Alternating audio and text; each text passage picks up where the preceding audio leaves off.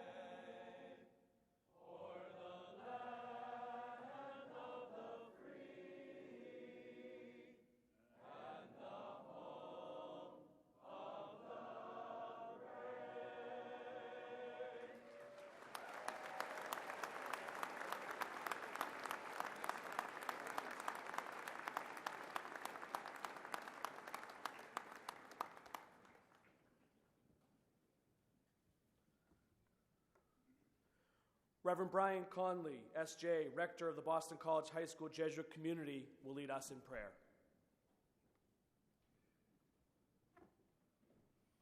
Let us pray. In the gospel reading for today, Jesus promises that we will receive an advocate, a spirit of truth to be with us always. And St. Paul reminds us that there are different kinds of spiritual gifts, but the same Spirit. There are different forms of service, but the same Lord. There are different workings, but the same God, who produces all of them in every one. To each individual, the manifestation of the Spirit is given for some benefit. Almighty God, we thank you for sending our community the young men who graduate today. We thank you for the gift that they have been to this community during their years at BC High. These young men have learned of the gifts you give to each of us, and learn to use their gifts in the service of others. We ask you to send your Spirit upon these graduates as you sent your Spirit on the apostles at Pentecost. Remind them of the gifts you have given them. Direct these gifts to be used for your greater glory and the service of others. Lead them from this place to other places of learning. Help them to continue to grow in relationship until they have reached the fullness of their potential. Keep them aware of your holy presence in our midst. Place in them a spirit of gratitude, that they might be grateful for all of those who have contributed to their reaching this milestone. We give thanks for the faculty and the staff here at BC High who have contributed to their education. We give thanks for the dedication and service that all of these individuals show each day. We ask you to keep the attention of all those who serve here focused on the Catholic and Jesuit mission, and that all the efforts of faculty and staff be for your greater glory. We thank you for the love of family, for parents and grandparents, brothers and sisters, aunts, uncles, and cousins, all those who have loved these graduates. Strengthen this love and sustain it in them. As these graduates join the alumni of BC High, we ask you to bless all those who have graduated from BC High, especially the class of 1967, whom we honor in a special way this day. I offer this prayer in the name of your Son, our Lord, Jesus Christ.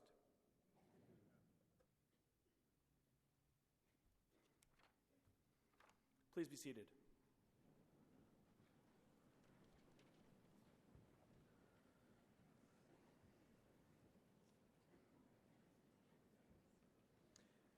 It is my pleasure to welcome the members of the BC High Board of Trustees who are with us here today. Mr. Gregory Bulger, class of 1968, Mr. John Carroll, class of 1986, Miss Patricia Casey, Reverend Brian Conley, S.J., Mr. Joseph Corcoran, class of 1980, Mr. Daniel Coughlin, Jr., class of 1970, Mr. Paul Donato, class of 1995, Dr. Martin Dunn, class of 1953, Mr. Rick Flynn, class of 1976, Mr. John Hajar II, class of 1983, Mr. John McCarthy, Mr. William Murphy Jr., class of 1960, and Mr. Frank Previty, class of 1961. The welcome address will be delivered by a student who has distinguished himself both inside and outside of the classroom, Colin Carroll. When his teachers were asked to describe him, two themes dominated. One, a fitting theme for the president of the Student Council, service. Colin has committed himself to making BC High better while empowering his classmates. He has learned that he can accomplish more by enlisting his peers than can be done alone. The successes of the Student Council this year are due in large part to his example of shared leadership.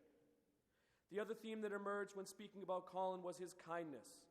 Numerous examples were mentioned of Colin going out of his way to make someone's life easier, often in a quiet and unheralded way. It is with pleasure that I call to the podium the president of the Student Council, a young man respected by his peers as an advocate and leader, Colin Carroll.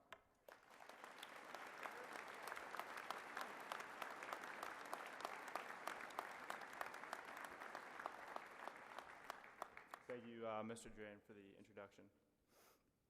President Kameza, Principal Hughes, Vice Chairman Previty, trustees, Golden Jubilarians, Mr. Downs, faculty, parents, friends, and families, welcome to the 153rd Commencement Exercises of Boston College High School. This is the final gathering of students of the young men to my right, the class of 2017. I'm sure that there's plenty of excitement and joy in this group because we will soon cross this stage and be handed our diplomas. Our time as students will come to a close. And for many of us, it will be our finest achievement to date. But this is also a day where we remember and reflect on our time spent here, the gain, the loss, the successes, and the failures. Some of us have done extraordinary things in this class, like planting a community garden, building a robot cleverly named Schrodinger's cat, and taking leadership in conversations about race and gender at BC High. We won back-to-back state championships in rugby and countless conference championships and many other sports. We set records in Flappy Bird and created the ultimate Madden Mobile teams, while attentively listening to our teachers, of course. Our class has a back-to-back manuscript challenge winner at the Holy Cross Classics Day, a 1,000-point scorer on the basketball team, and an all-state accompaniment for his performance in the one-act play, Honky. But there were the routine memories that should not be forgotten.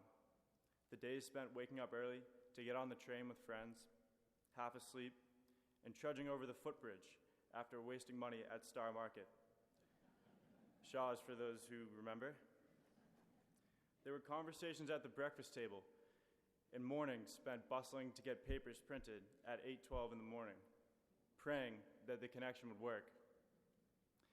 There were thousands of hours in the classroom trying to stay awake, and dozens of ankles rolled during free period games of 3-on-3 basketball in Cadogan.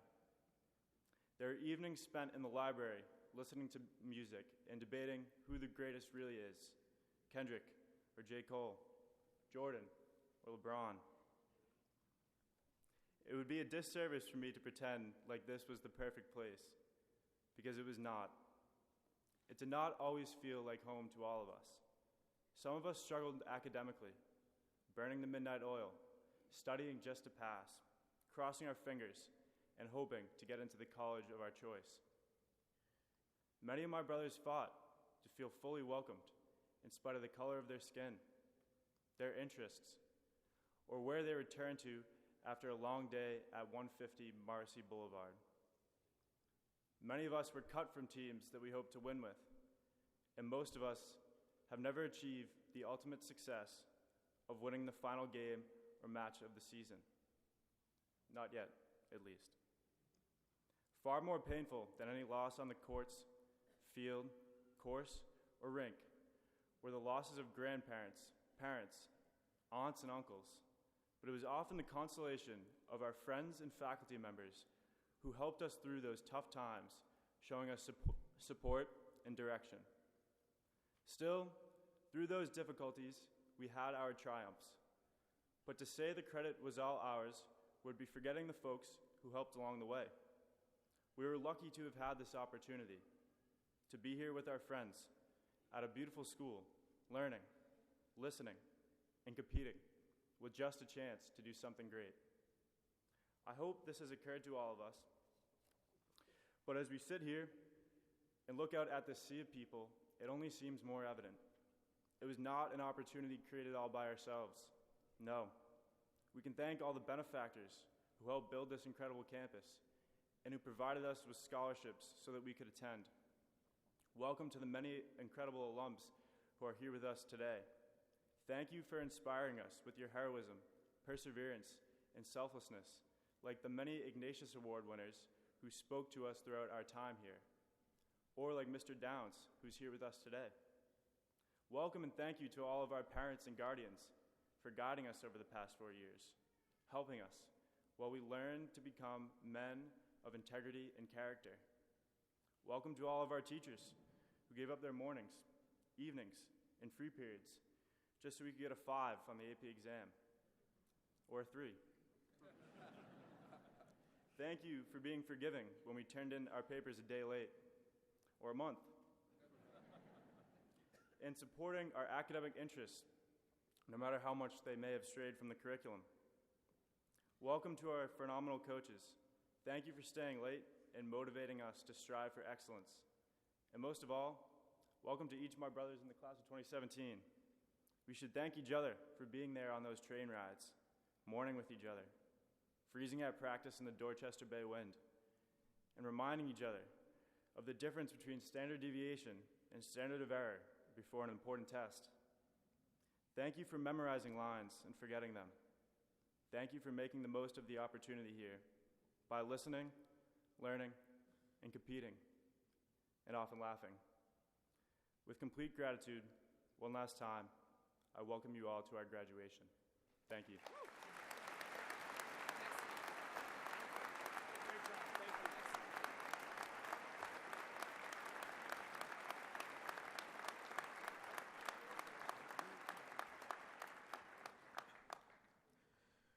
Before we present the class of 1967 with their golden diplomas, we have another special presentation.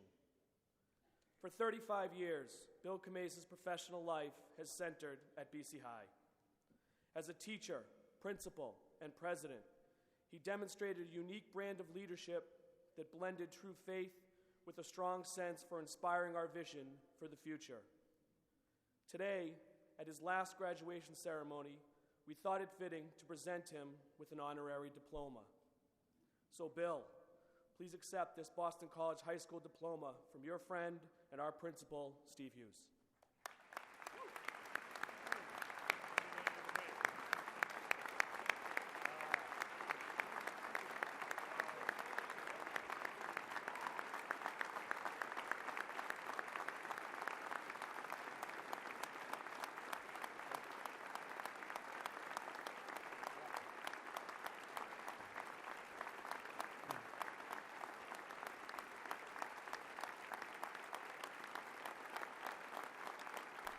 Thank you.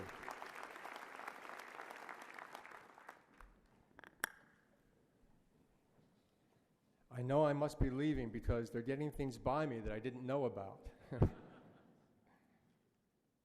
My last commencement as president, this morning I did think about that and added a few words to my talk.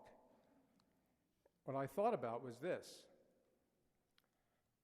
that over the years I've come to realize that the closing days of anything, a school year, a high school career, a ministry, a relationship, a life, really brings into focus the essentials.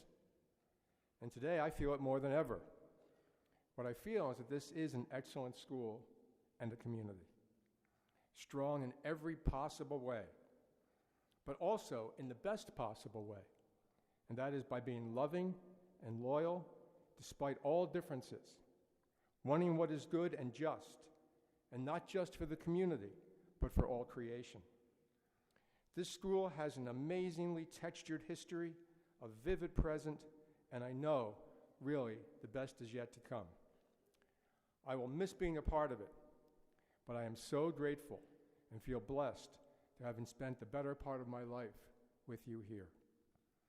And now, I want to offer my tribute to those gathered for this event. Today we do honor two classes, those who graduated, the class of 2017, and those who graduated 50 years ago, the class of 1967. Many members of the class are with us today, and some are returning to the school for the first time in 50 years. Welcome home. This home of ours, as you know, traces its lineage back to Ignatius of Loyola, the founder of the Jesuits, who was born in 1491. 1491. Think about that date for a second. In Ignatius's lifetime, the post-Columbus exchange between tying two hemispheres had begun to pull the world together. Globalization, you could say, began to transform the world for better and for worse. In fact, you might say that Ignatius was born at the dawn of the modern world, an age in which, from that point onward, even to today, the world would be remade in every generation. Given this dynamic change characteristic of modernity, Ignatius confronted a startling new reality, a reality that each generation, even to today, now faces.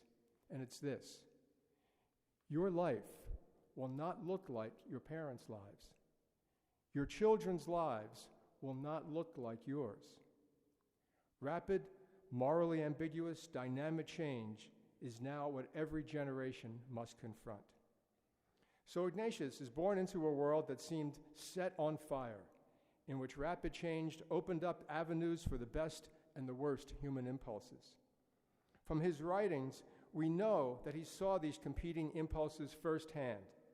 He participated in them. And ultimately, he cultivated a spiritual vision which did not retreat from the New Age and all its turmoil, but rather sounded its depths. Faith, he said, means finding God in all things. Look for grace, that is, God's action in a world of change. Look for the opportunities to help souls, to serve others, to offer mercy, compassion that will nurture justice. So today, here we are in this school, founded in 1863, another time when our world was burning.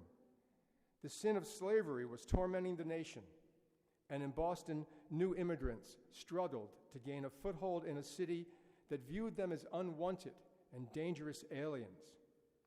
So we have a follower of Ignatius, Father John McElroy, summoned the courage to see these events for what they were, and with a faith to find what good may come, what good may be forged. John McElroy opened a school to help souls that will nurture justice. Class of 67, when you graduated, the world seemed again to be on fire. Your class emerged in the conflicted Vietnam era, in the contested march toward racial and economic equality, amid city riots which screamed for the justice too long deferred. Like your forefathers, Ignatius of Loyola and John McElroy, throughout your lives, in your own way, you've been called upon to engage tumult of change with courage and with faith, despite all the unavoidable struggles which marks every human story. Many of you have done the arduous work of promoting justice, of being of service to others in all forms, in your professional lives, in your voluntary associations. And many of you have done the brave work of entering into lifelong relationships and of raising families. Many of you have become skilled, and in turn, you have mentored others. Many of you have found ways to help souls to make the world a bit more beautiful, a bit more graceful. In short, you've taken part in remaking the world, making many things better. Well done. But you are not done. There is more. The call to find God in all things summons you still. You still may participate in this great labor. Because as Ignatius showed us, the creation of the world is never finished. Never finished. Now, 50 years after your graduation, it seems that the world is still burning. Wars are making millions of children and men and women into wandering refugees. The poor suffer deeply, need help. And we are a nation badly divided, suspicious of one another, and in our fear threatening to close in upon ourselves. We're part of a civilization suffering from unconscionable inequality, and we're on a planet at risk of survival on account of our greed or our ignorance. So you, sons of Ignatius and students of John McElroy, the world needs you still. You are not done. Your good work is not finished yet. You've been educated in a tradition that is clear-eyed about all the hard facts, but then looks for hope on the horizon, finds footholds for justice and mercy in steep terrain. In this day for celebration, we are very grateful to have you home with us.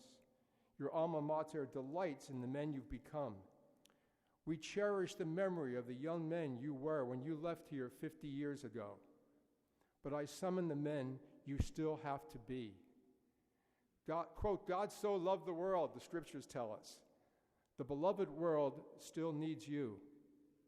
Be not afraid, that old familiar hymn says. You go before these young men who sit in front of you, images of yourself in 1967.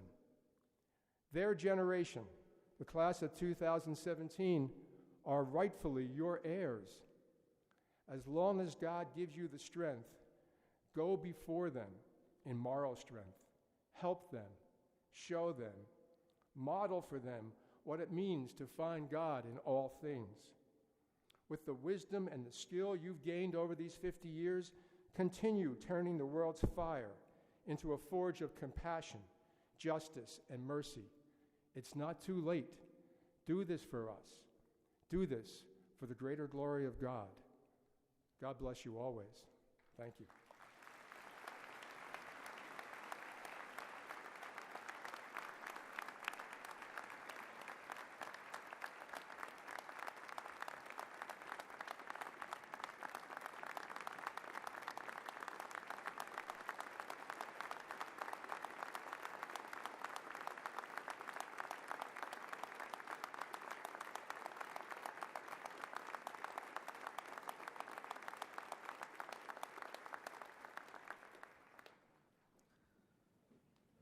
Mr. Kameza will now present the Golden Jubilee diplomas.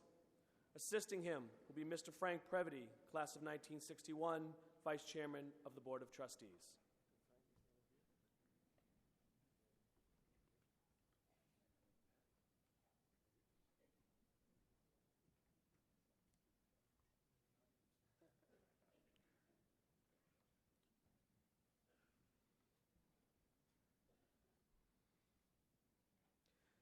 Philip G. Boyle. Thomas J. Burke. Thomas W. Burke. Michael F. Casey. Robert E. Clory.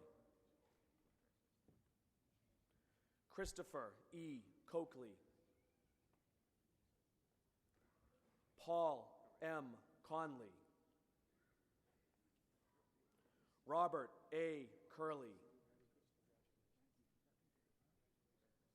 Michael B. Driscoll. Thomas J. Egan.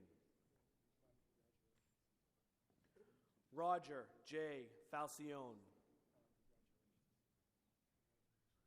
William J. Fiedler. John M. Fitzgerald. Paul F. Fitzpatrick, Thomas A. Fleming, Roland G. Fontaine, Timothy F. Jens, Leonard Glynn, Gerard M. Green, Robert E. Griffin, William M. Griffin, Paul V. Guilfoyle, Thomas G. Guiney, Timothy J. Higgins, Thomas J. Hoban, Mark C. Hutchinson, Joseph J. Ivana, Patrick J. King, Morris M. Lynch, Robert J. Lynch,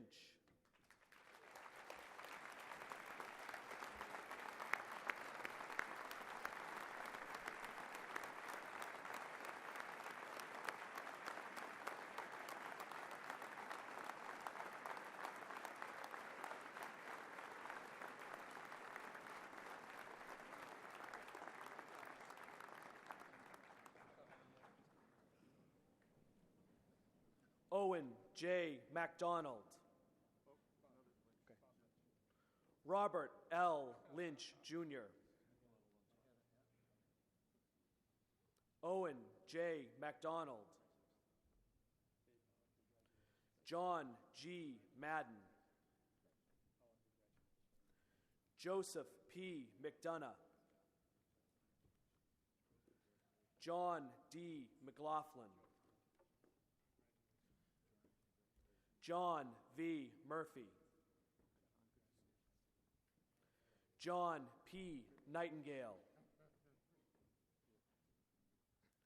Peter S. O'Donnell, John Pasaddy, James Patacchiola, David A. Perry, Wayne F. Plord, Paul D. Roach, Joseph E. Rull, Francis M. Saba, George J. Schindler, Jr., Brian C. Shaughnessy, Brendan F. Shea, Christopher F. Small, Thomas J. Vaughn, Jr., Peter T. Walashuk,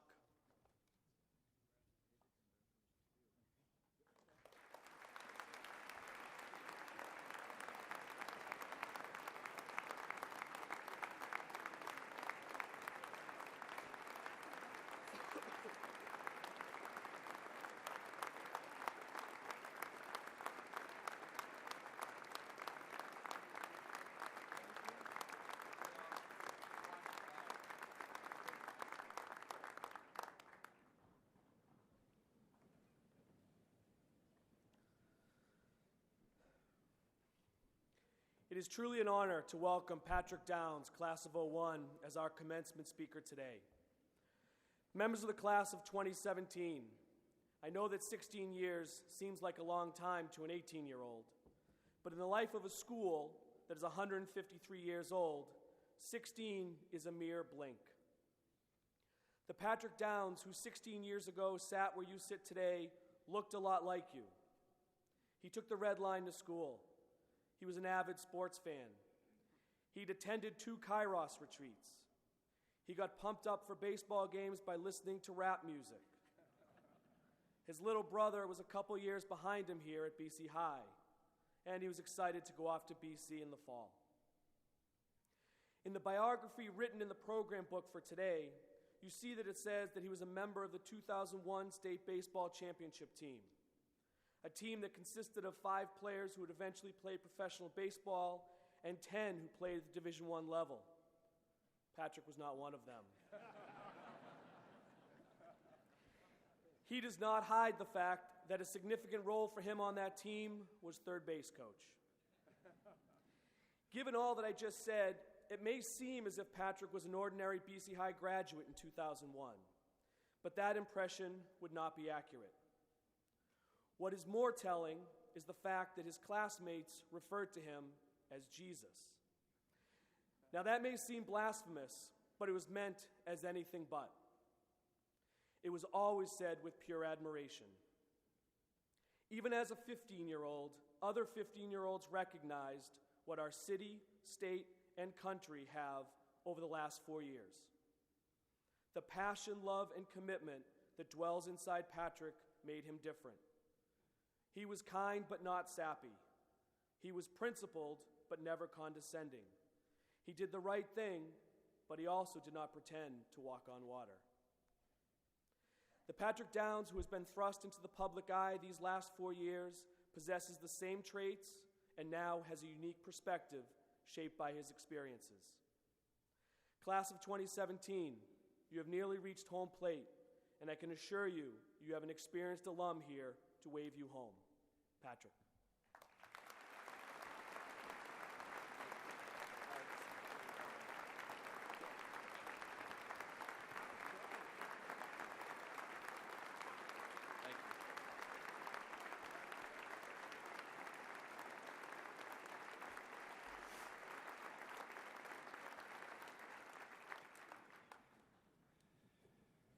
Thank you all very much. It is an incredible honor to be here. I can still remember walking from the Red Line up to BC High for the first time for orientation and thinking, I don't know a soul. I was the only kid from Cambridge. I know anybody else that went here, and I'm thinking, what am I doing? But there was a family tradition that I came from that proved that this place is a very special place. My grandfather, my Uncle Terry, who's here with us today, my uncles Kevin and Michael. When I got into BC High, when I got the acceptance letter, my parents cried, including my father. He, of all his brothers, was the only not to get into BC High. And yet he still knew that this place was really special, and it brought tears to his eyes. As Mr. Drain said, I am not a likely graduation speaker. The guy before me holds the nuclear codes. I do not. I had a 2.9 GPA. I took one honors class, I think, and it was a C-, maybe D+. I did not take any AP classes. I was the third base coach. I still have tendinitis in my left shoulder from waving so many guys home because we won the state championship that year. And Norm Walsh now has taken over that position as third base coach. As you guys know, that used to be a student position. And man, did he trust me with his life, didn't you, Mr. Walsh? And he would scream at me when I would mess up, that's for sure. One thing I have to give myself a little bit of credit for was my entry into our yearbook. I have right here, we had to unearth it and brush off a lot of dust, but it's here. One of the things I said was, I've never had so much fun with so many great guys. Nicest people I've ever met. And I'm sure a lot of you guys feel the same way about the brothers who are sitting next to you today.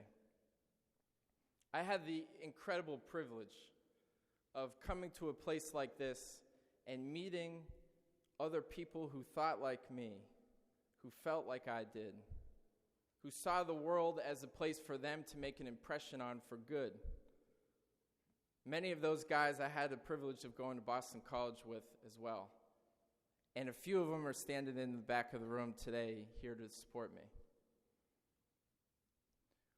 What I've learned over the last number of years is that you're only as strong as the person next to you. We're only as strong as the people behind us and in front of us. And little did I know that while I was at BC High, I was being taught those lessons. When loved ones died, when my mother had cancer, when my family experienced tragedy at that time, my brothers were there for me. They were also there to make fun of me, constantly, and still do. But it was some foreshadowing to realize that in my time of need and in my time of celebration and good fun, that they would be there for me. When the bombs went off in 2013, I learned that lesson in the most humbling of ways. My wife and I, our bodies had been ripped apart. Many people standing next to us had been killed, and our city was terrorized. And yet, with these constant signs of love and of compassion and of care, my brothers who are with us today showed me that they still had my back the way they did when we were in high school. I received countless letters from you guys that I know Mr. Argento made you write. Most of them came from Jug. You were in Jug at the time and you were writing to us. And my wife's, I had told her what Jug was, but my wife's like, what is Jug? I said, well, let me explain it to you. And she goes, really? You know, God's striking these guys down because they're late for class? I said, yeah, that's how we roll at BC High. And you'd all be justifying why you shouldn't be in Jug. This is ridiculous. It's unjust. And it was incredibly humorous to us. That you should know that when my wife could not sleep, she would read your letters, I promise you. And you would entertain her. But it was also this sign, not only to my family who knew this so well, but to my wife's family and to many others, that this is an incredibly special place. And we can tell that to each other over and over again, but it's not until you feel it, until it really begins to sink in. And so when I stand here today, I realize that I'm not really standing here so much for what I've done or accomplished or any title that I might hold. It's because of what I represent. It's because of who I represent. I represent all of these wonderful faculty members who helped to shape me. Clearly not my intellect. I don't have much by way of that, but my character. You come to BC High not to be a physicist that changes the world, although that's a good thing if you can do it, but you come here to have your character shaped for whatever life has in front of you. You come here to learn how to be loving to a spouse, to your children, to your family, to a stranger in need. So I stand here knowing that I am that symbol. I am the symbol of all of this love that has been taught to me, that has been shown to me. I feel so fortunate to have this position, to be a representation and an embodiment of what this community stands for. So what I want to encourage you guys is that Men for Others is not just something that we say, and it's not just something that we do, it's something that roots us. It's in our DNA. We also don't just do it when it's convenient. We also don't just do it when it's easy. We do it when things are really hard. And it doesn't even require you to be Herculean in your efforts. Sometimes it's just about showing up and showing your brothers that you love them and you're there to support them. Men for Others is what I have seen, and Women for Others. Now, don't get me into changing the slogan. That's a trustee issue. We'll settle that later. The Globe will have an article about it. But, thank you.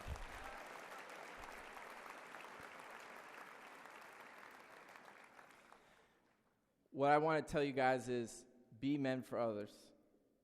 If you don't, I will disown you. I don't care what title you get. I don't care how much money you make. I don't care what position you have in your community. I only care that you're kind to the people in your life, and that you're kind to strangers too. that you open your world to people who may not look like you, who may not act like you, who may not speak like you, but they are human. Because what I've learned through all of this is that all we have in this world is each other. We have people. It's the only reason why this life is worth living. And so you got to take care of those people, and I know that you will.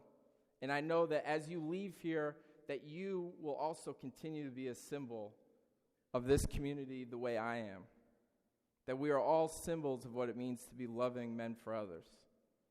I'm so incredibly proud of you, and I'm so incredibly excited to shake your hand as you walk across this stage. Congratulations.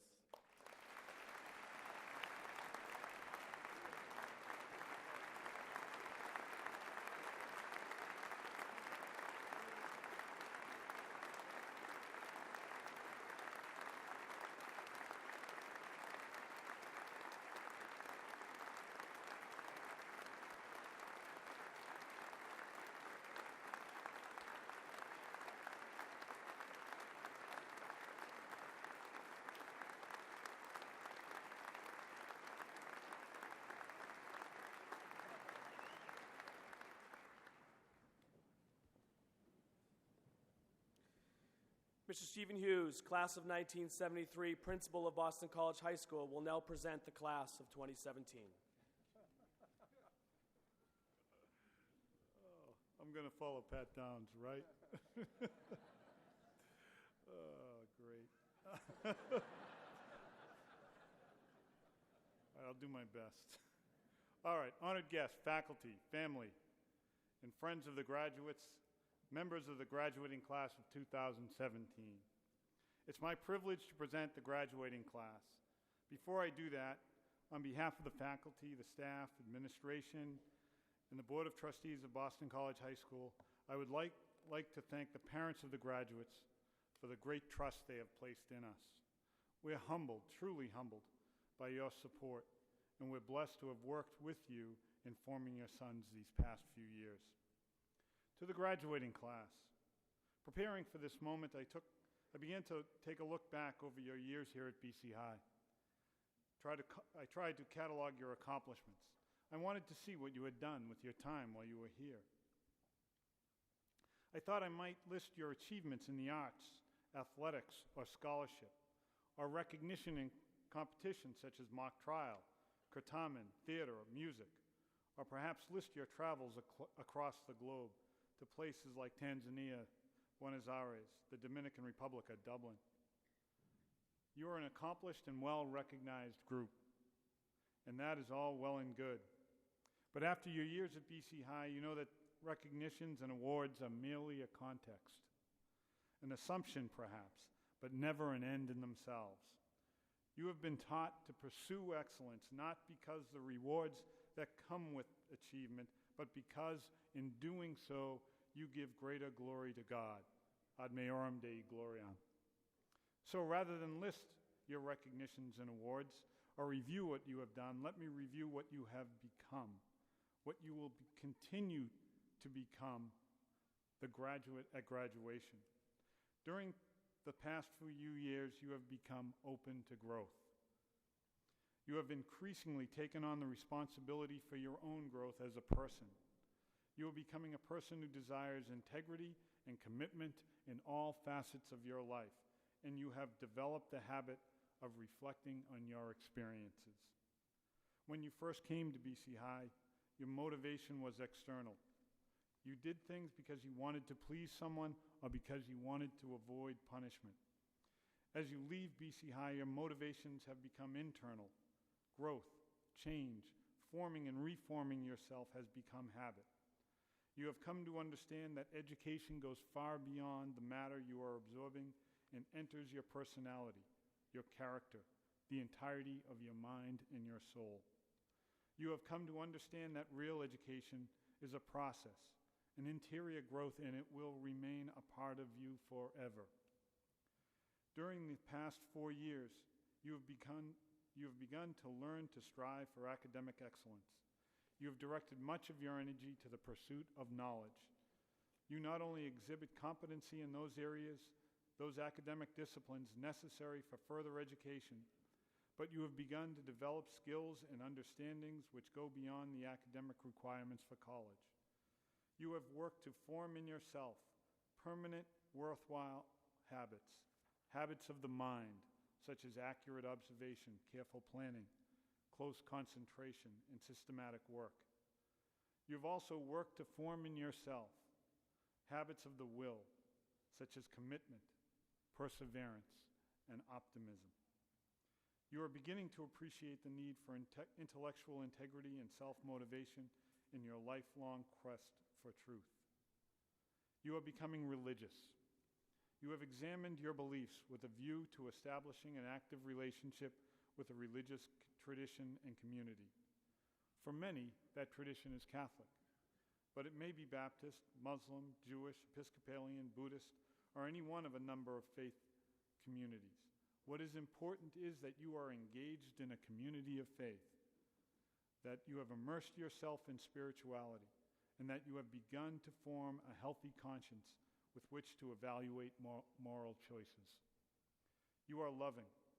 You are well on the way to establishing your own identity, able to move beyond self-interest or self-centeredness in relationships with others. You are becoming compassionate. You are beginning to be able to risk some deeper levels of relationship in which you can accept and cherish the mystery of other persons. It is said that the meaning of life is discovering one's gifts, but the purpose of life is in giving those gifts to others. And so you have begun to experience the richness and satisfaction of service to others and the empathy engendered from such experiences. You have formed friendships. At first you learn to accept and then later come to love others, and perhaps more importantly, allowed yourselves to be accepted and loved by others. And you are committed to doing justice. You have gained some understanding of the many needs of local, national, global communities, and you are preparing for the day when you will take your place in these communities as a competent, concerned, responsible member. You have begun to acquire the skills and motivations necessary to live as a man for others, and you have come to know that charity is not a replacement for justice.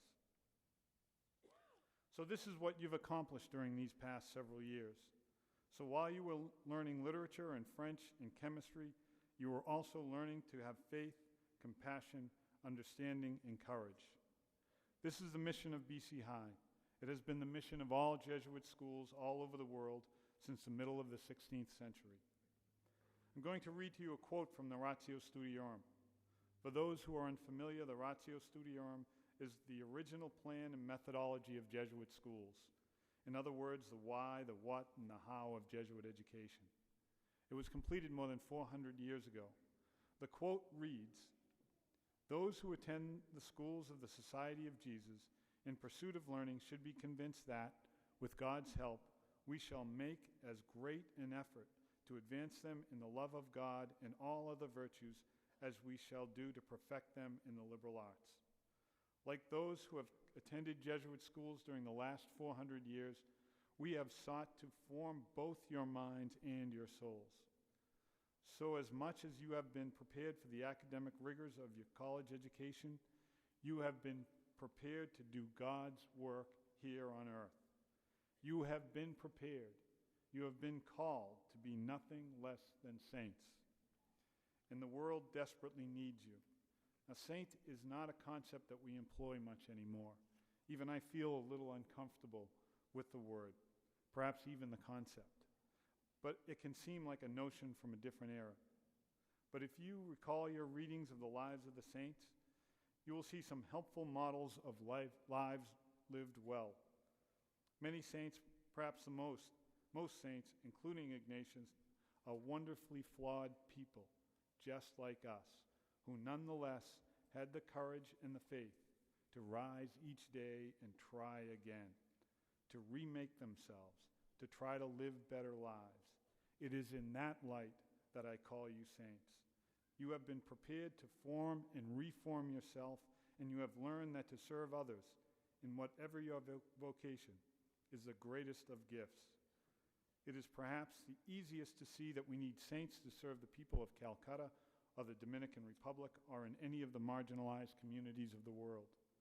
But let us be careful not to forget that we also need saints in the boardrooms, the courtrooms, the corporate conference rooms, and the classrooms of the 21st century. You are needed everywhere. This is the work you have been prepared for, what you have been prepared to do, what you have been prepared to be. What you have started here will be your life's work. You see, in many ways, it does not matter if you become a physician, a priest, a writer, an educator, or a public servant. But it matters greatly that you continue to become men for others. And so, one final indulgence before I step aside. On behalf of the faculty, staff, Board of Trustees of Boston College High School, I would like to thank you for allowing us to walk with you on your journey these past several years. To be even a small part of your formation has been a great gift and blessing. Your enthusiasm, your curiosity, your trust has enriched our lives in many countless ways. But now it is time for you to move on to other challenges and for us to walk with other young men. But we will not forget you, nor the great meaning and purpose you have given to our lives. May God bless you and keep you safe.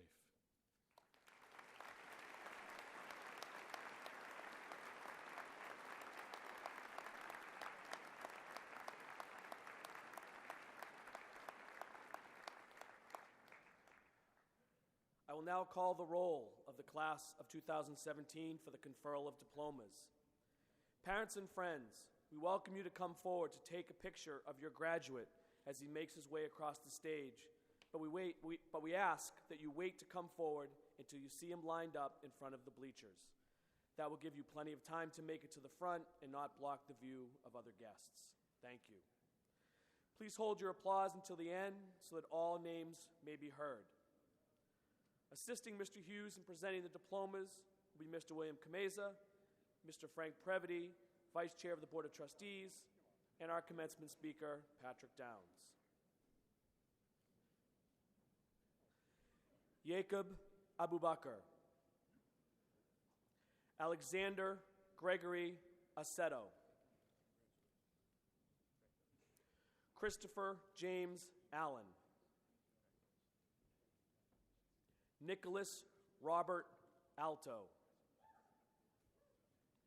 Ariane Michael Amanpour. Daniel Michael Aarons. George Francis Bailey. John Anthony Baker. Michael Francis Ball.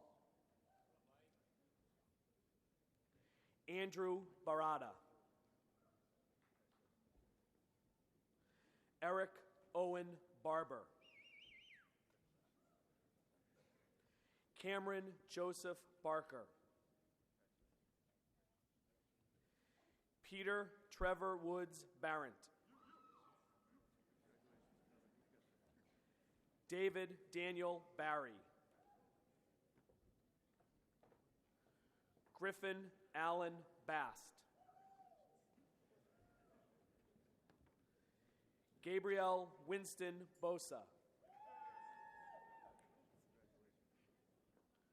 Robert M. Bender. Luke O. Benjamin.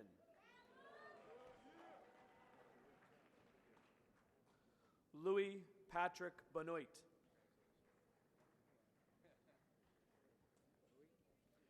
Harrison Max Bleckley. Paul Bonarigo, Jr. Benjamin Joseph Boncaldo. Massimo Giuseppe Boncaldo. Joseph Mitchell Bradley. Owen William Brady. Kyle Michael Brennan. Patrick S. Brennan, Nicholas John Bridgman, Ian Noel Brown, Patrick Michael Bulger,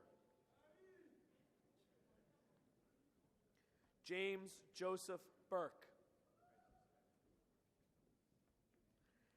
Kyle William Burke,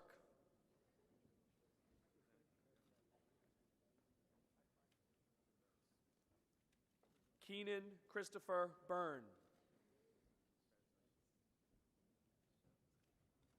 Connor Bradford Cady, Alexander Ignatius Caliguri,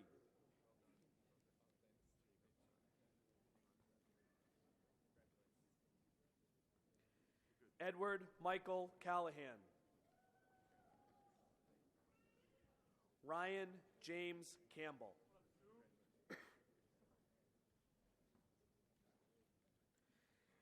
Theodore James Carnes,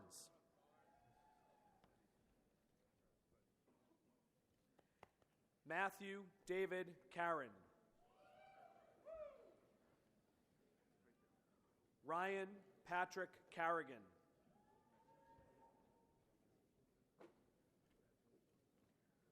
Colin Edward Carroll,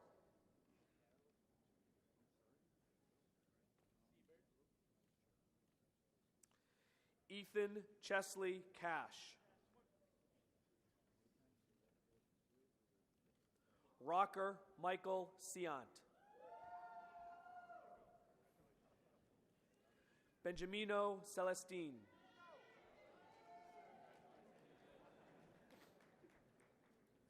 Benjamin J. Chase McCann, Andre Taj Evans Christie, Anthony Lewis Chua, Neil Thomas Clark, Daniel Connor Coates, Zachary Arthur Wilson Coe,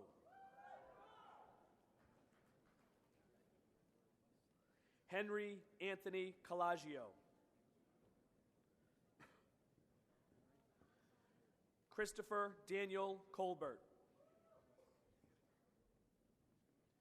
Nicholas Daniel Coloma Cook, Stephen Joseph Conley, Patrick Delaney Conley, Ryan Patrick Conley, Benjamin David Cooper Jr.,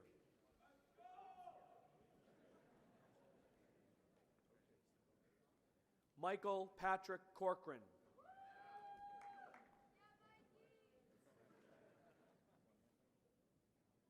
John Tristan Correa,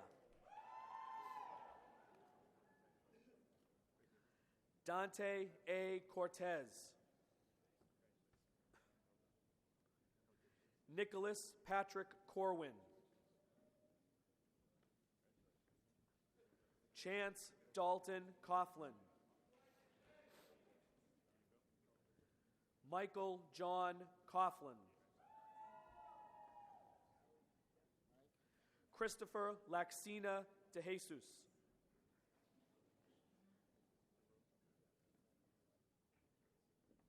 Devonte Allen DeRosa, Aiden Fitzgerald Dale, John A. Delato, Eric Min Dang,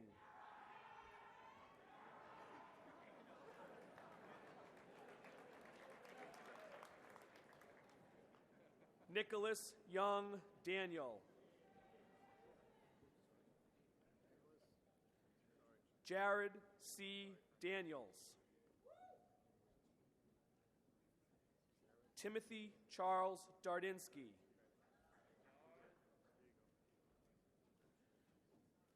Joseph Clement Dargan. Christopher Laxina DeJesus. Sorry, Chris. Daniel Joseph DeAngelis Jr. William Judge DeCoste.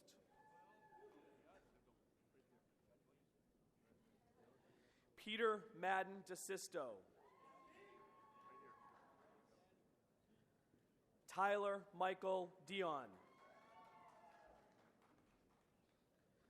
Michael Patrick Dockery. James Francis Doherty Jr. Jack Fitzwilliam Donahue. Thomas Michael Dooley.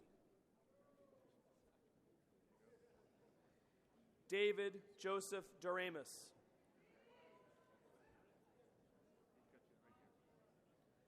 Matthew Paul Doyle. Gavin Matthias Henry D'Souza.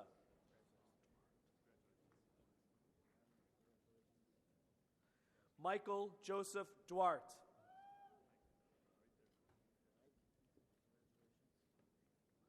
Timothy Noel Duduk.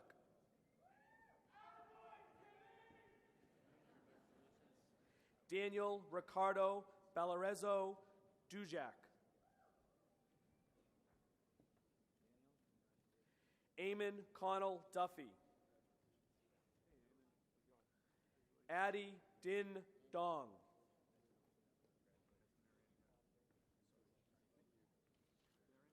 Owen Patrick Durkin. Andrew James Duro.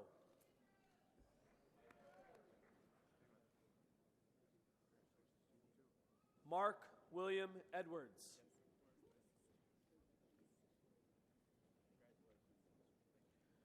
John Patrick Egan. Jason Antonio Eklund. Isaiah Joseph Emma.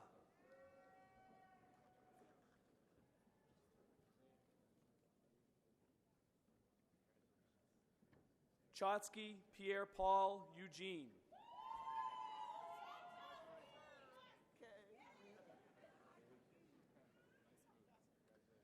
James C. Evers.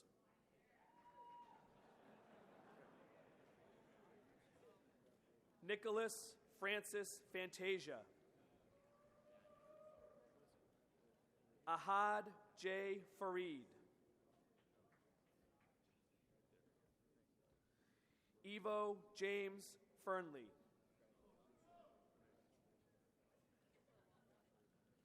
Sean Patrick Feely. Weston Smith Ferreira. Jack Campbell Finch. Timothy Patrick Fistori.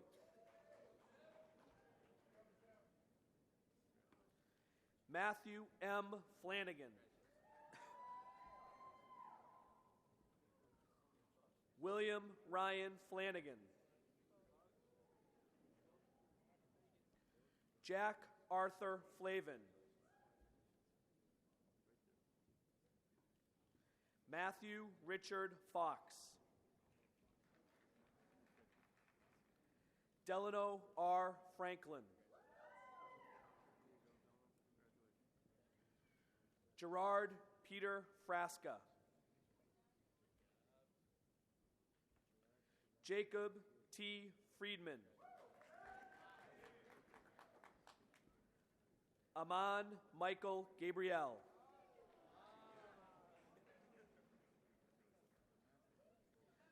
Dylan Gregory Gaines. John William Gallagher. Joseph Brendan Gallagher. Miguel Ray Garzon.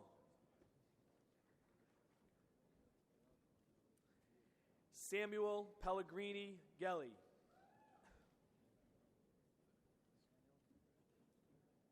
Griffin James Gilday.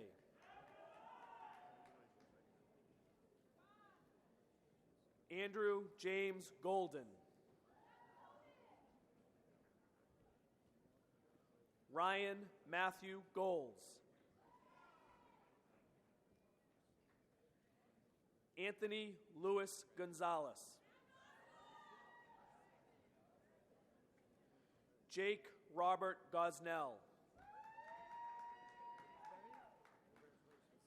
Joseph William Gosnell.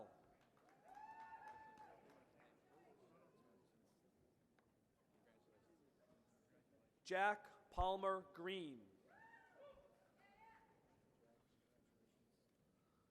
Lucian C. Heichel.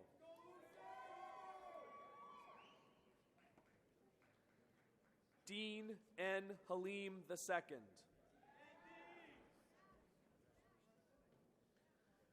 Kareem F. Hamada.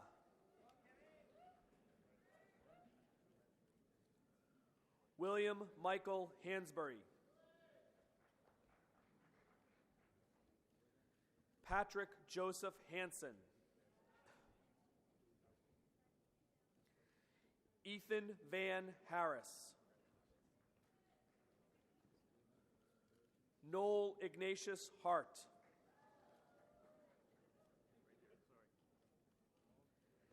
Declan Ambrose Hayes.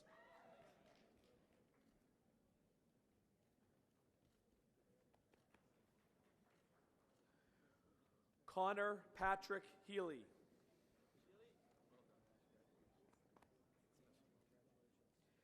Derek Julius Hendrickson. Jeffrey I. Heredia.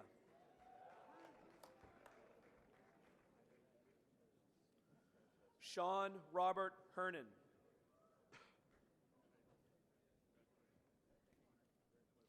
Peter Hickey.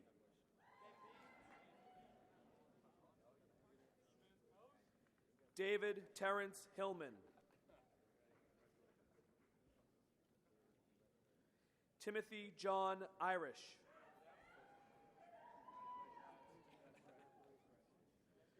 Joseph Yanushevich.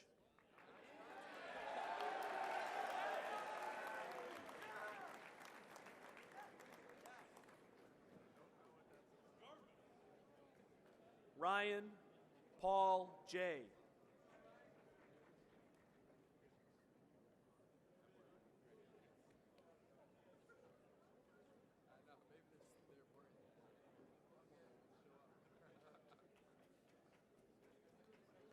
Adam Christian Jennings.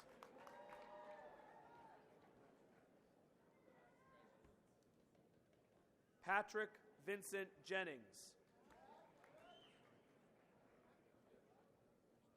Mingsley Jang. Jonathan Joseph Jordanides. Patrick Stewart Kane.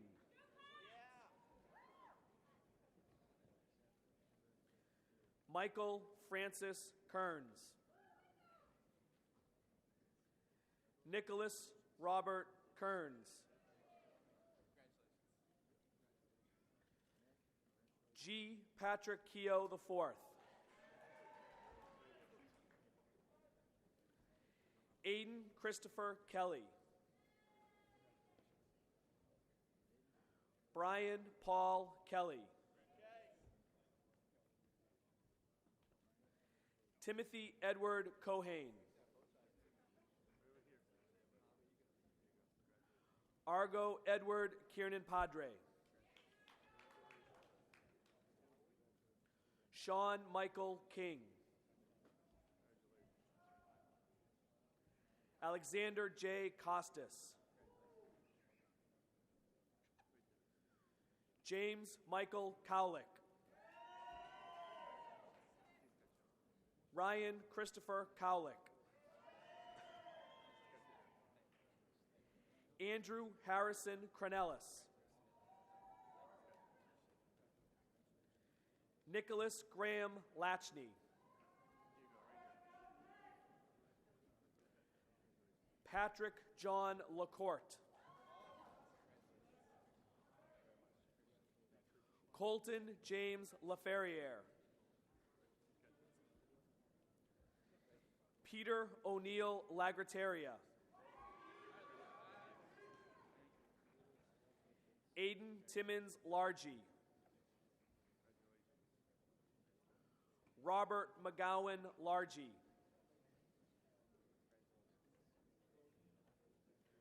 Sean Gregory Larson.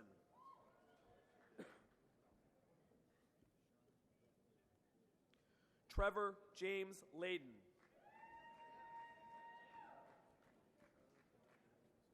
Alexander Lazowski.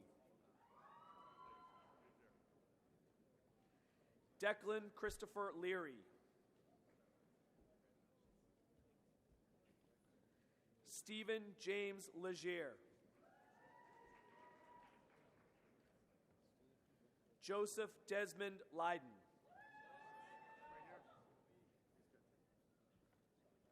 Eric Peter Lopes. Jason Mendez Lopes. Douglas Trenchard Lowe.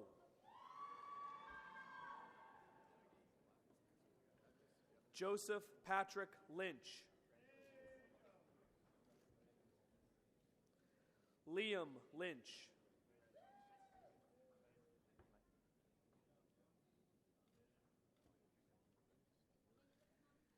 Matthew J. Mahoney.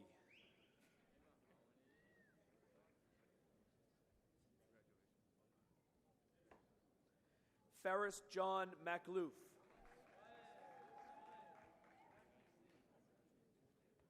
Brian R. Martin.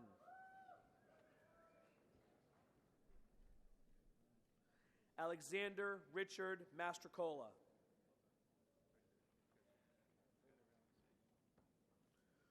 Cormac Daniel McAdams. Henry St. Clair McBride. Rory D. McCrossan.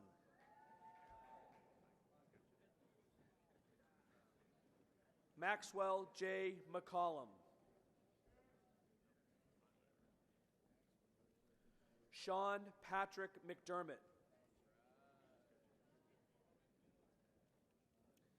Liam Patrick McDonald.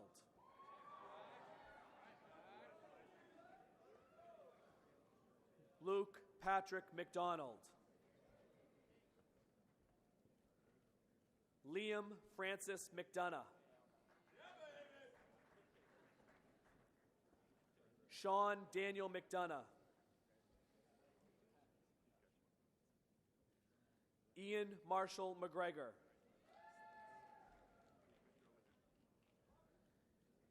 Stephen Lee McGurl.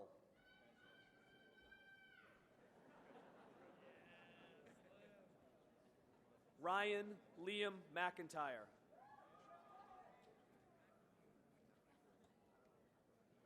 Jack Christopher McKay. Ian Matthew McLaughlin.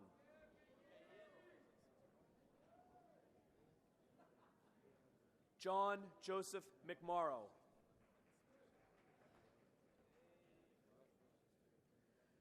Michael Chido Zia Mecha. Samuel Chimezia Mecha.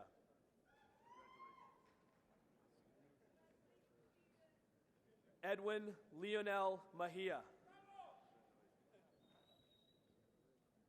Sean William Merlin.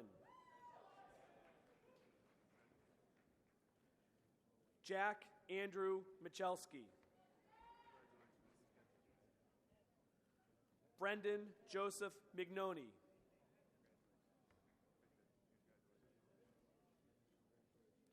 Timothy John Miklas.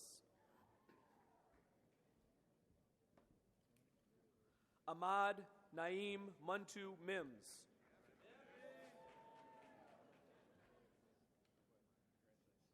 Jared Etienne Marcus. Alexander Moy. Ryan Tyler Murray.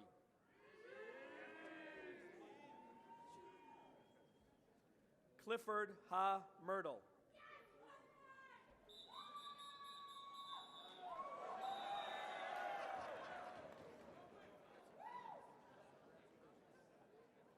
Jack Wesley Nee.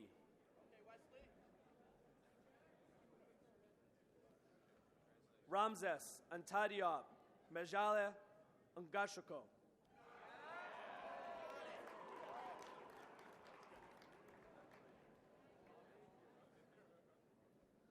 Robert James Nicotera.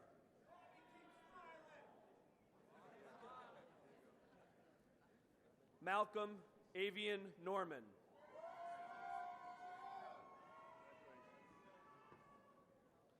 Nicholas Tyler O'Brien.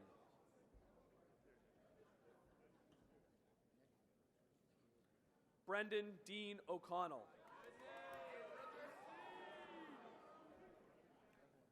Ryan Michael O'Connor. Michael John Grinnell O'Donovan. Aiden F. O'Hearn. Andrew Lewis Olivo.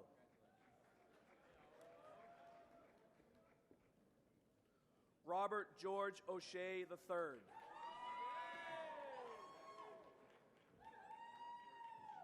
Ryan Patrick O'Sullivan. Miles A. Owens. Stephen M. Oxner. Ryan James Pinchot. Samuel Vincent Papil.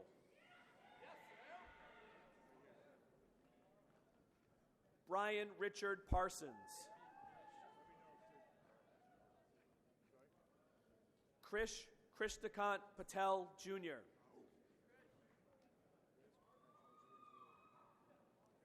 Kevin Francis Pedro. Marcus Jacob Perry. Manny A. Pestana.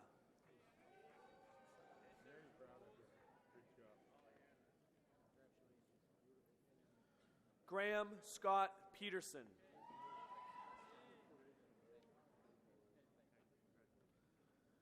William Van Pham.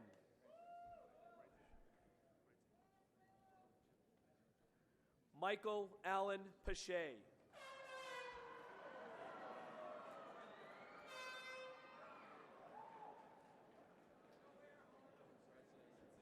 Carl Pierre.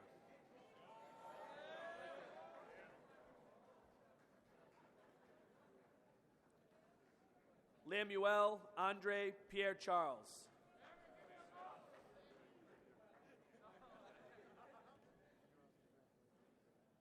Bruno D. Pires.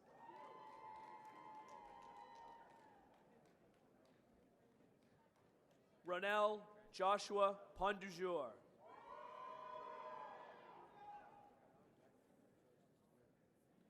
Andrew J. Paulus. Jeremiah Francis Powell. William Christopher Powers.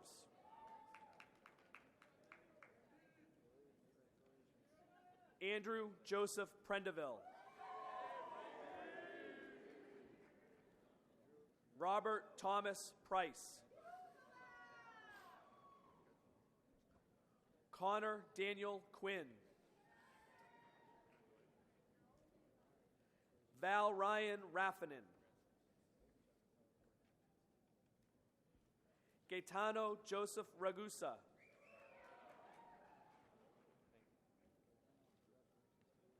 Colin Patrick Rader. Gavin Thomas Riley.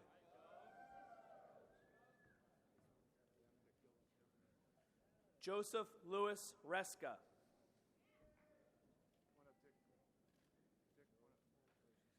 David Gardner Reynolds III.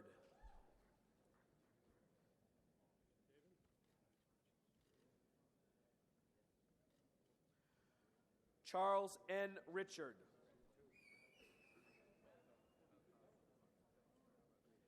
Alexander James Richards. Blake Harrison Riley.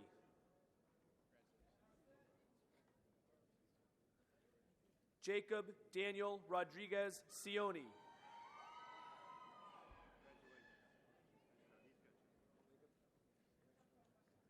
Samuel Franklin Rogers. Troy Edward Rothman Jr.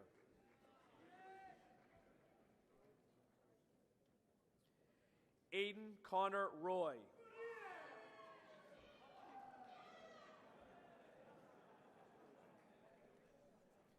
Kevin James Ryan.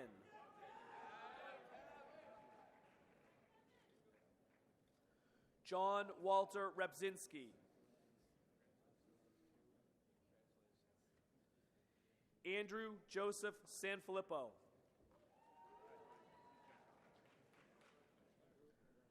Tyler Y. Santos.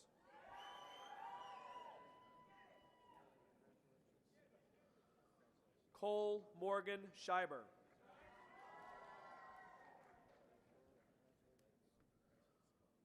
Owen Richard Schiffman.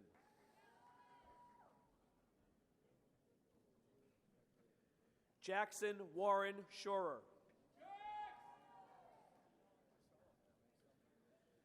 James Conley Sexton. David Shala. Jonathan Ruane Sheehan. Benjamin Zachary Seibert.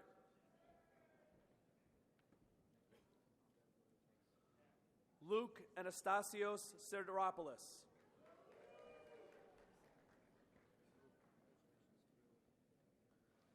Nicholas Jose Summer.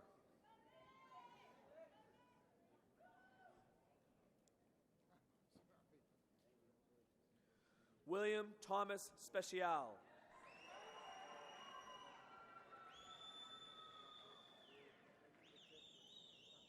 Anthony Mills Spielman. Marcus Julian Squires.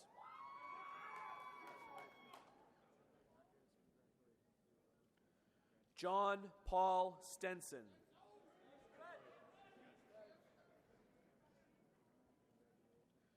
Joseph David Stover.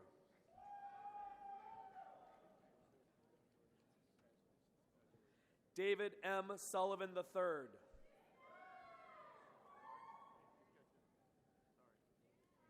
Kevin Christopher Sullivan.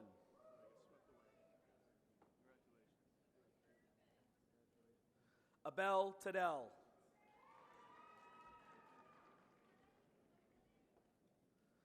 Carlos Mario Tamayo Avendano.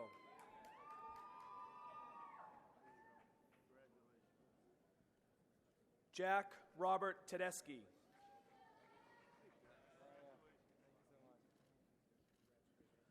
Paul M. Teagan.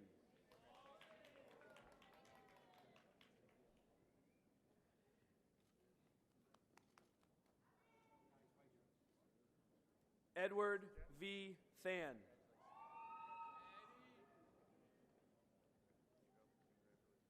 Hayden William Timmons. Hui Duk Tran.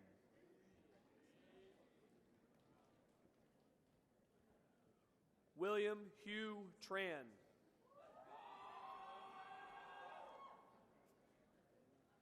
Christopher Kylie Troiano.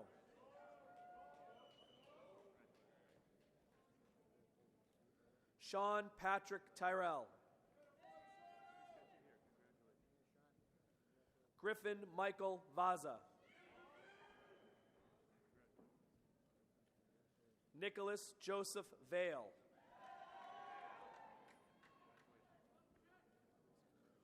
Ryan Joseph Varea.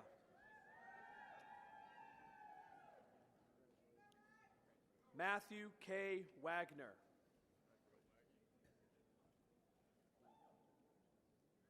Trevor John Wakefield.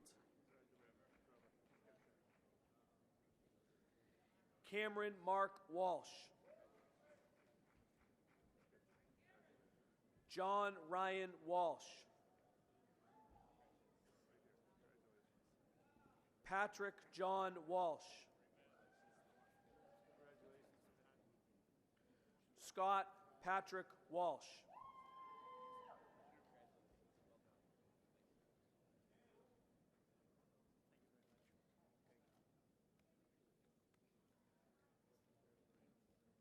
Dylan Matthew Walton.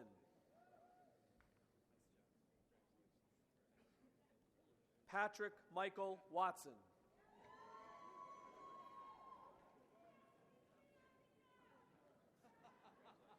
William Michael Webb.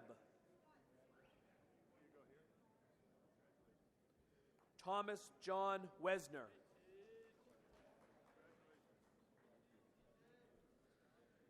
Tylandry Jaden White.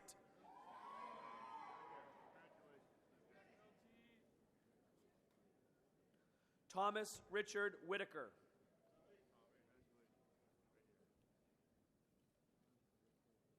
Andrew B. Willett, Jr. Jeffrey Roderick Wolf.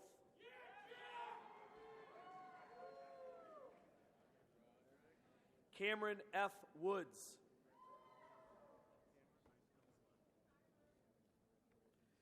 Matthew M. Robel.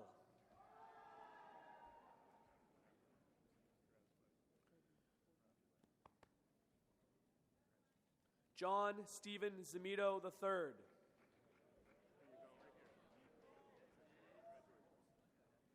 Richard Henry Zukowski.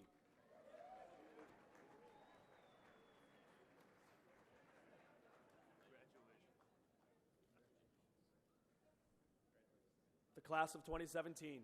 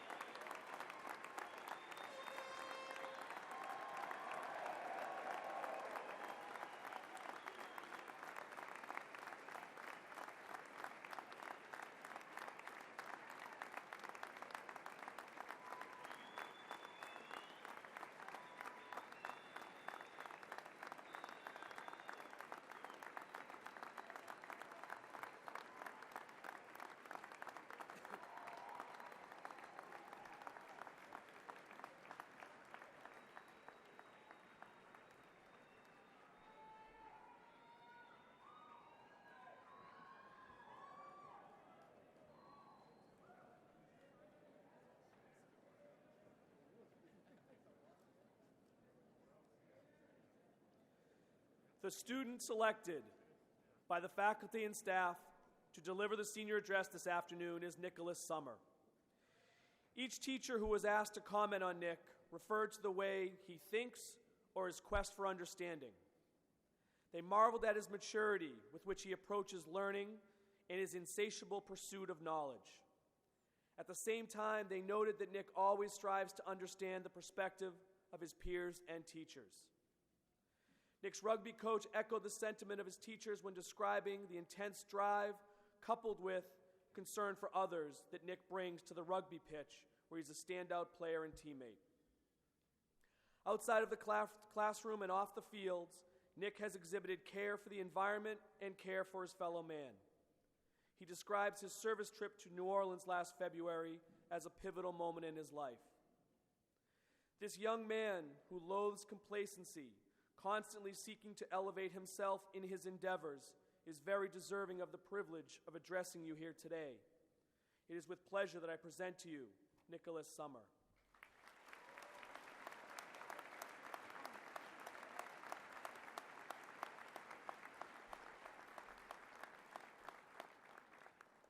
Thank you, Mr. Drain, for the introduction, and thank you, faculty of BC High, for the honor of speaking with you today. To all fellow students, teachers, faculty and staff, alumni, parents, grandparents, aunts and uncles, siblings and friends, welcome again to BC High, and thank you for being here this afternoon. It is an honor to be graced with your presence. I must also give a huge thank you and congratulations to the class of 2017.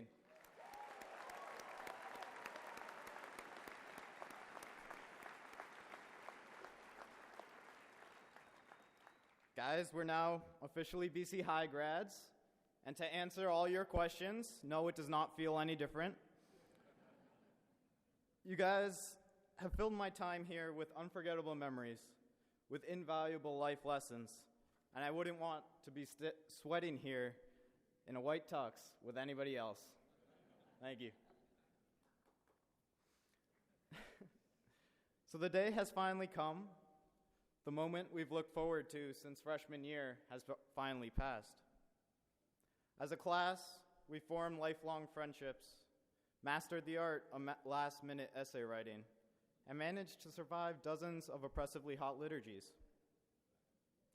Over the years, we've cheered our athletic teams on to state championships, attended our friends' plays, concerts, and art exhibits from time to time, and reveled in the sweetness of crushing the faculty in intramural soccer and flag football tournaments.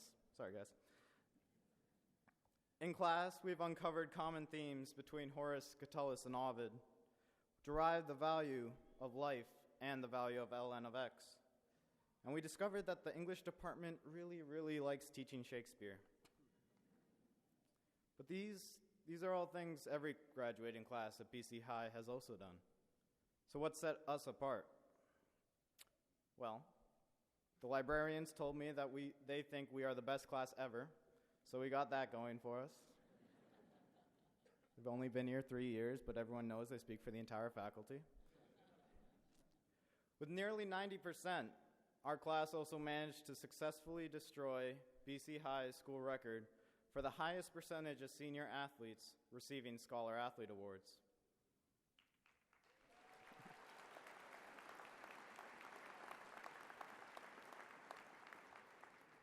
Even more importantly, though, however, we were the first class ever to successfully submerge over 20 BC High teachers and Mr. Drain in a circus-certified dunk tank to support ALS 1. Good job, guys.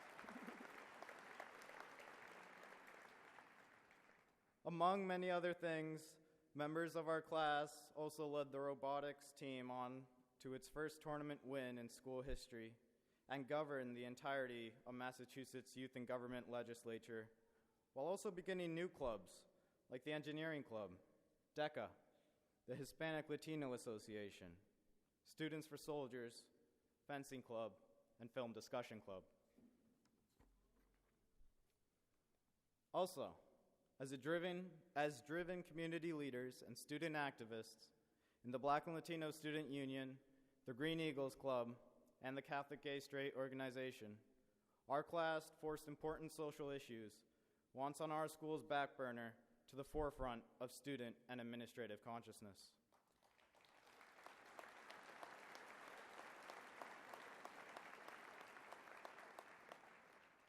We've demanded our community confront BC High's shortcomings and help it realign with its original mission.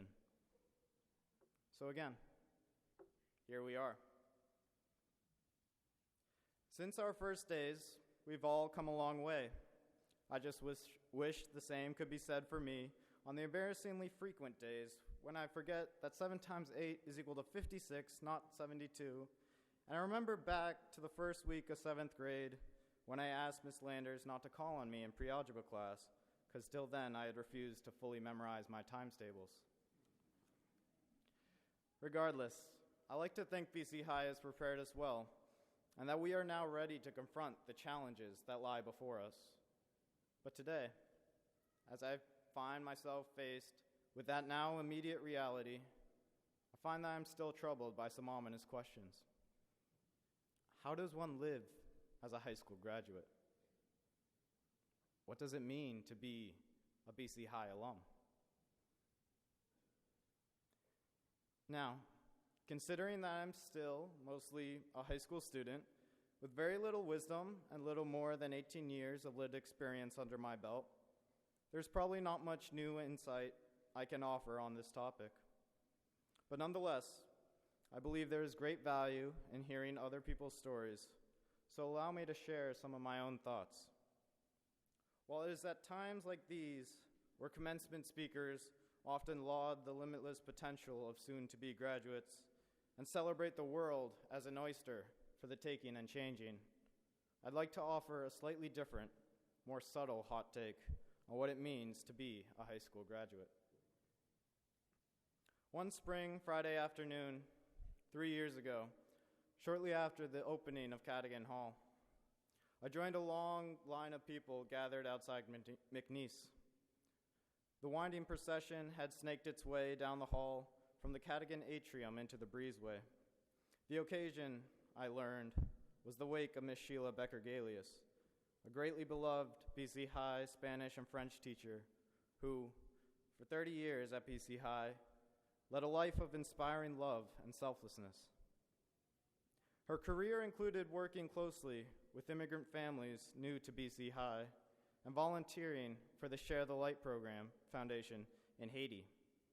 But as a freshman who took Latin, I barely knew this. Yet from the hundreds of friends, students, and coworkers gathered for that wake, I could tangibly sense how important she was, and still is, to everyone she met. What impressed me most that day, however, was that before I could reach the door after paying my respects, her son Jeff, a junior at the time, enveloped me in a giant bear hug. Amidst all the grief he was feeling, I could tell he was struggling to hold back tears, and I watched as he continued to engulf each guest after me with the same loving embrace. Those of you who know Jeff know that he and his entire family have the magical ability to greet everyone they meet with love, infectious joy, and boundless generosity.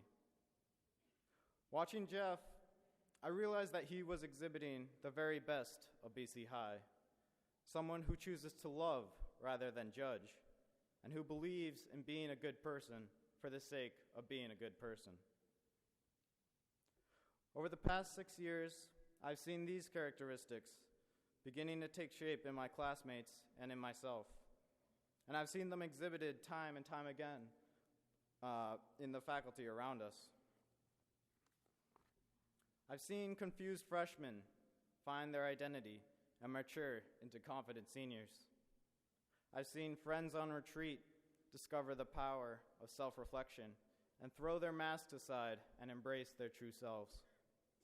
I've seen overburdened students challenge convention by embracing learning for the sake of learning and service for the sake of service through opportunities like the Hyde Center Scholars, the St. Louis Project, and the Lazarus Ministry. And I've also seen devoted friends sacrifice themselves to help their classmates overcome death, divorce, and depression. Within these walls, I've befriended full-time students who've worked entire school years and summers, sacrificing free time and study time in order to support themselves and their families. I befriended older brothers trying to protect, mentor, and assist their younger siblings, as well as younger brothers who, like my own, have succeeded in blazing their own unique paths.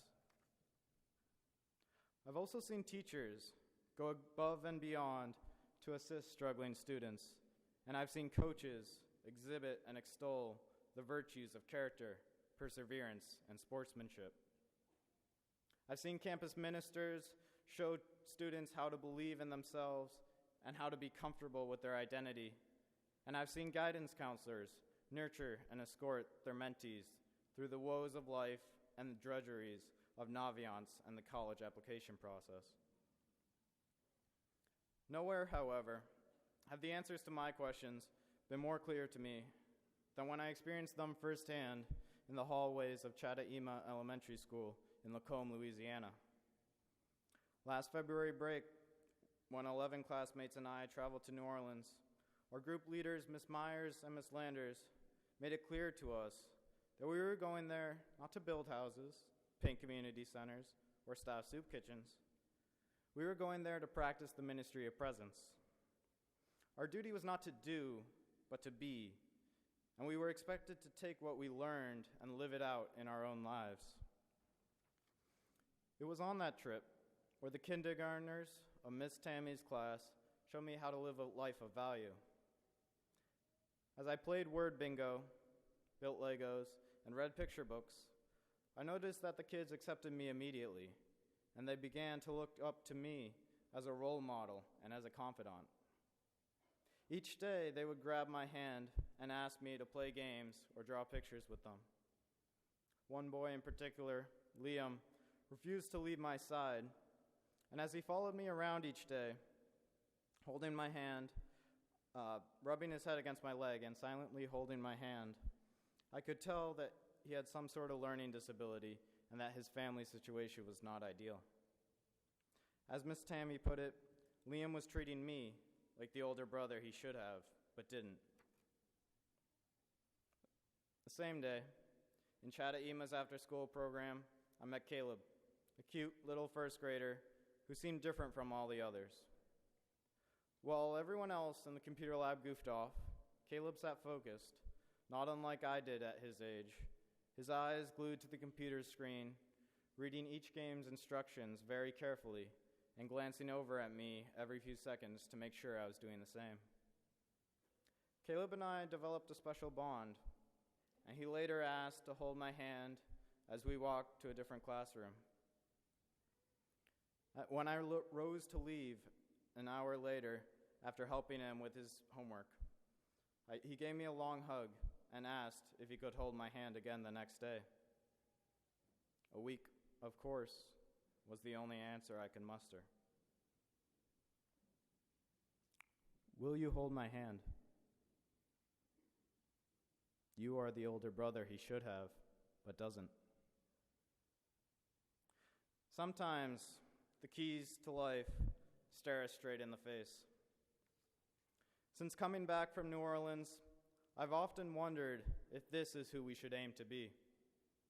Shouldn't we strive to treat others like brothers and sisters, consider ourselves role models, and conduct ourselves likewise? Is it not our duty now, as graduates of BC High, to go on from here treating others with compassion, choosing to love rather than to judge, and to be a good person for the sake of being a good person? For me, the letters of Liam, Caleb, and the other kids I met in New Orleans still hang taped to the wall above my desk, serving as both a reminder of my time with them and a challenge to be more. In the words attributed to Saint Mother Teresa, I'll leave you with this. People are often unreasonable, irrational, and self-centered. Forgive them anyway.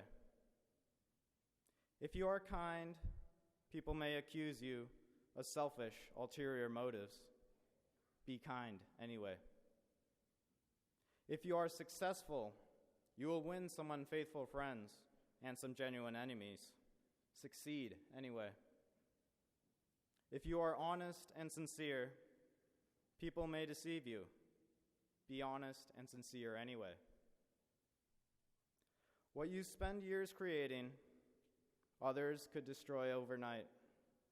but create anyway. If you find serenity and happiness, some may be jealous, be happy anyway. The good you do today will often be forgotten, but do good anyway. Give the best you have, and it will never be enough. Give your best anyway. In the final analysis, it is between you and God. It was never between you and them anyway.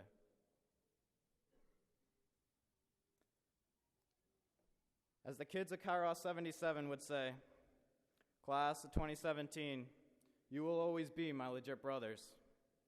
Thank you for a great 6 years, and best of luck as you embark on new adventures. Thank you.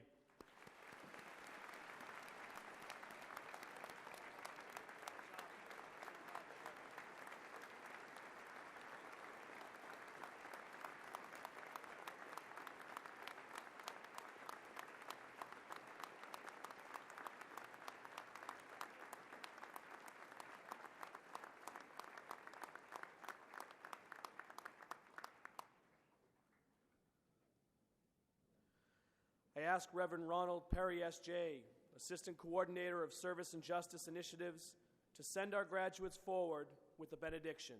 Please stand.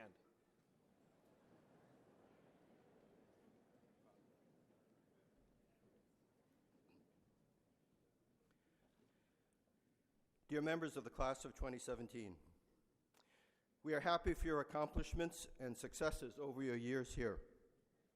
As a class, you have contributed greatly to the spirit of care, the spirit of brotherhood, the spirit of faith, the spirit of involvement here at BC High. And when necessary, you have called us as an institution to do the right thing and to treat people with dignity.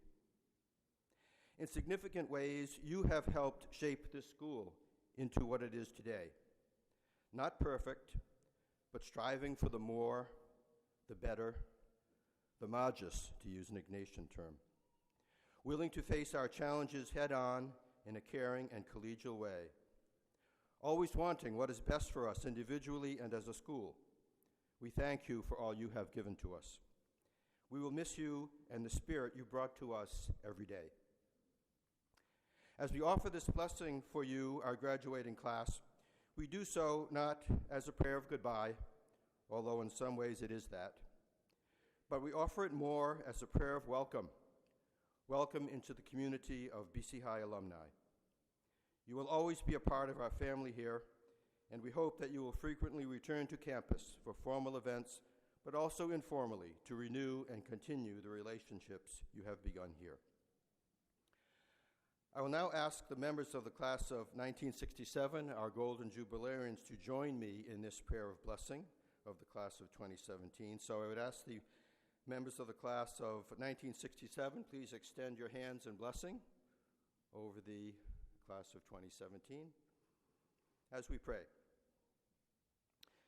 Dear God, we give you thanks for the BC High class of 2017 and for all the blessings they have given us. Give them the grace and the courage to continue to be men of service, to continue to make a positive difference in the world, men who reach out in love to those who are in need, men who will stand up for what is right, who are thankful for their blessings, and who give back. Wherever their life's path leads them, grant them the blessings of true joy and be their comfort in times of distress. Keep them faithful to your holy word and nourish them at the table of your Eucharist. Let them continue to be a blessing to all who come into their life. And may all of us here continue to grow in health, holiness, and happiness as members of the BC High community. We make our prayer in the name of Jesus, who lives and reigns with you and the Holy Spirit, one God, forever and ever.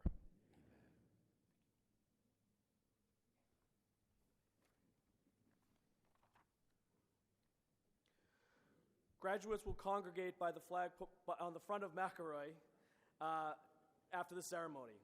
Golden Jubilarians, please remain seated, and you'll be invited to the bleachers for a class picture once the 2017 graduates have processed out. There will be a reception for Golden Jubilarians and faculty in the Cadogan Atrium at the conclusion of the ceremony. Please remain in your places until the academic procession has left the pavilion. This, the 153rd Commencement of Boston College High School, is now concluded. Good luck and Godspeed from all of us to all of you.